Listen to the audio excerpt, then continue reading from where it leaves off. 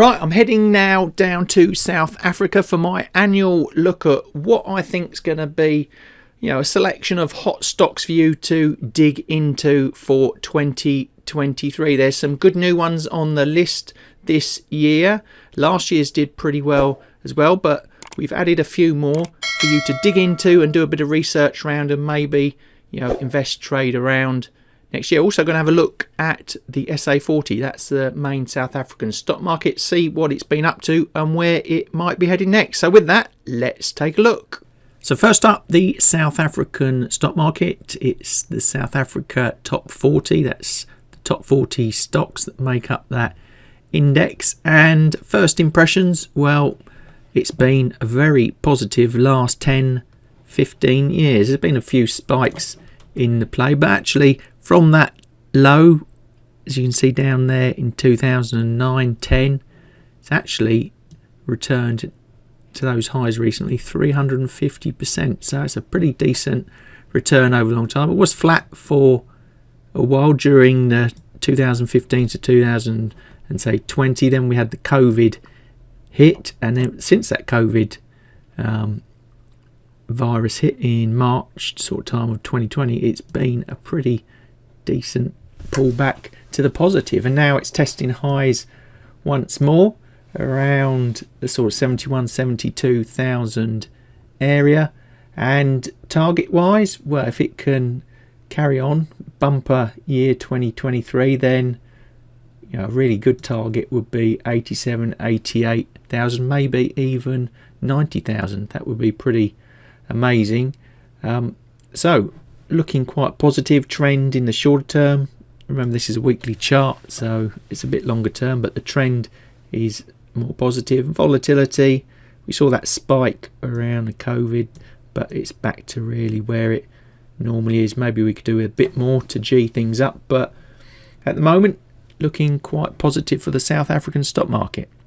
Now I can tell you we've got 8 stocks to watch, and first up is a company called Tiger Brands Limited. So Tiger Brands are one of my curveball picks. It's sort of a recovery stock. As you can see from the chart from 2018, it was a pretty sorry state of affairs, but more recently it's picked up. Second half of 2022, pushing recent highs, a lot of volume, as you can see around there at that price.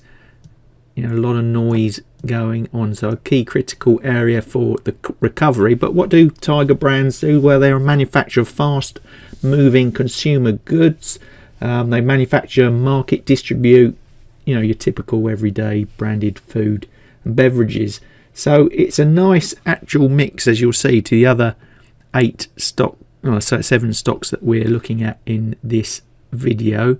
And in terms of targets, well, if it can get through this sort of rough area, then we'll look at the Fibonacci lines in the longer term. 26,000, maybe 35,000. Fantasy world, it's up to those highs, 48,000, 47,000 area. That would be a really decent move. And in terms of trend at the moment, it's all positive. Volatility picking up a bit, volume a bit weak, could do with a bit more, but overall pretty good picture for Tiger Brands. And like I say, it's my recovery stock pick for 23.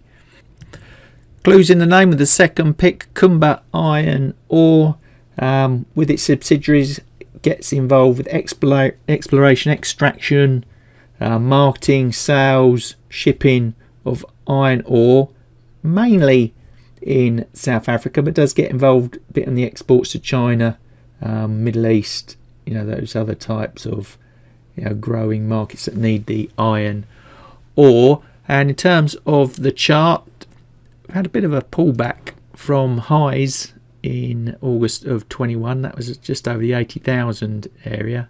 We've got this sort of downtrend, bumpy downtrend, but at the moment it's starting to look like it's recovering. Obviously over the longer term, it hasn't been a pretty decent trend. It's just playing around its 200 moving average. If we actually drew a trend line on there, we've got that as the sort of support area. So a pullback, you might take a look at this sort of zone, 37,000, 38,000. Maybe it bounced from there and upwards. Targets I'll be looking at 57, 58,000, then those highs at 80,000, and dream scenario that it's breaking that 100,000 in the longer term. And in terms of the other action, just turning green at the moment, so a bit bullish there. Volatility, nothing special, as is volume, a bit quiet, but maybe with a bit of seasonality in play as well, we could see that as a good stock into the new year.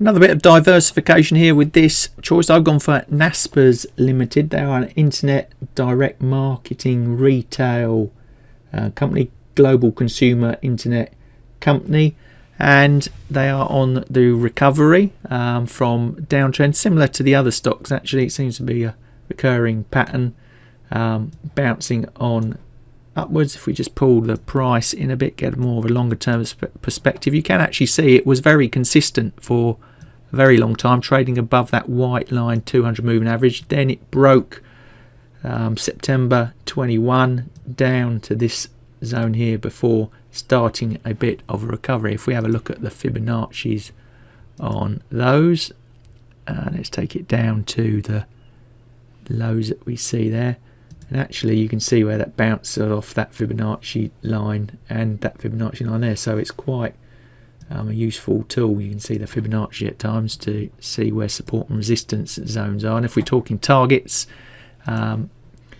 we will be looking through to push these other Fibonacci numbers, 390,000, and then a really top scenario, 500, 525,000. So interesting stock, Naspers, and another one to watch closely for 23. Next up, global banking stock, Investec, investment banking, retail banking, they're into the whole lot.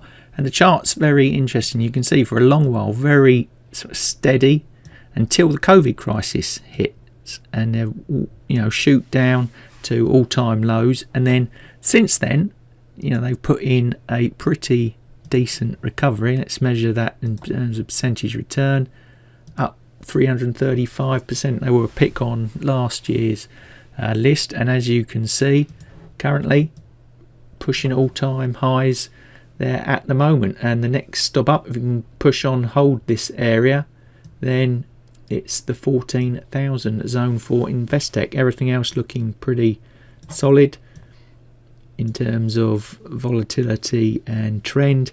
Volume though, it's, I suppose, if it's back to its more longer term average. It did peak around the COVID time to the downside, but then stabilised shortly after. So Investec, a good global banking stock to have a look at.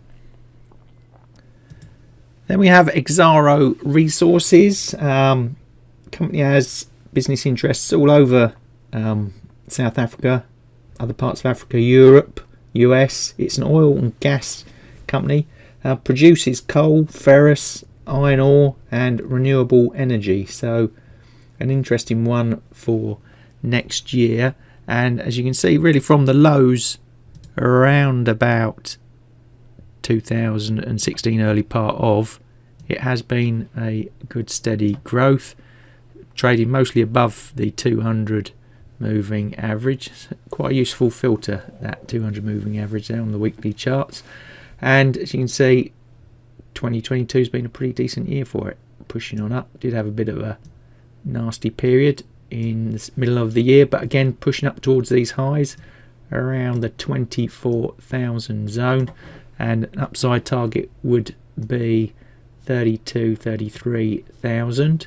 And volume, it's as it normally is. Volatility has calmed down a lot. Maybe that's because we're heading into the new year and the other issues going on around in the energy sector.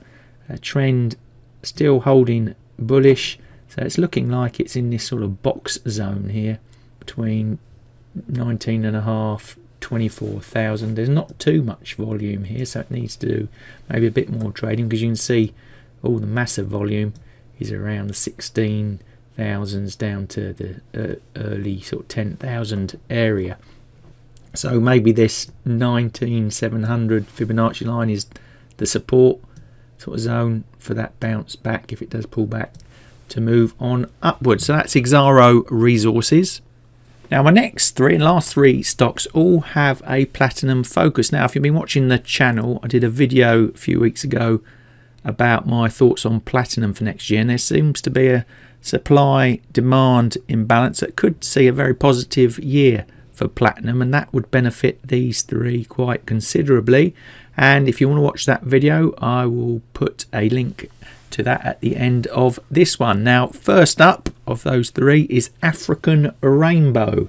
Now they are obviously a metals and mining company, but they operate and develop in different parts of the mining world, not just platinum, but that is one of their main metals, but they're also into nickel, coal, ferrous, that sort of thing. So looking there for a play for really the move in platinum for next year. And if we look at the chart, lows around January 2016, it's been pretty good since then. Did once break through that 200 moving average, that was COVID time. Since then it's held above there and pushed on up. Notice we've almost got a quadruple top at the moment, so it's struggled to break through here, low volume. So once it does go through, I'm hoping that we could see maybe 42,000 as the target. And the trend at the moment is bullish, volatility as normal, as is volume. So African Rainbow, the first of the three. So what's number two pick and platinum stocks? Well, it's Impala Platinum. You can't get more platinum focused than this one. Operates around the world. It's Canada is another key platinum area. It's not just into platinum, palladium, rhodium, those other precious metals as well, gold, silver, nickel, copper and cobalt, but platinum is its bread and butter. And in terms of chart action, we had the lows around August of 18, and it's been growing since, respecting that 200 moving average when it does get there, and then bounces. Had a couple of shots at the highs around 31,000 area. So in terms of targets, we'd be looking to break, get up there and break that. And then if it can break that area, then well, let's have fingers crossed for sort of a 42, 43,000 zone. Currently trend is bullish and nothing much to speak about in terms of volume and volatility. So our final selection coming up, the eighth stock and third of the platinum focus stocks, is Sibanye-Stillwater. Now they were on last year's list and they sort of disappointed me really. I thought they were going to do a lot more than what they had. They haven't done badly, but not great. We saw in the sort of early part of this year that pull back down to that key Fibonacci zone around about 9, where there's a bit of trading noise historically with the stock.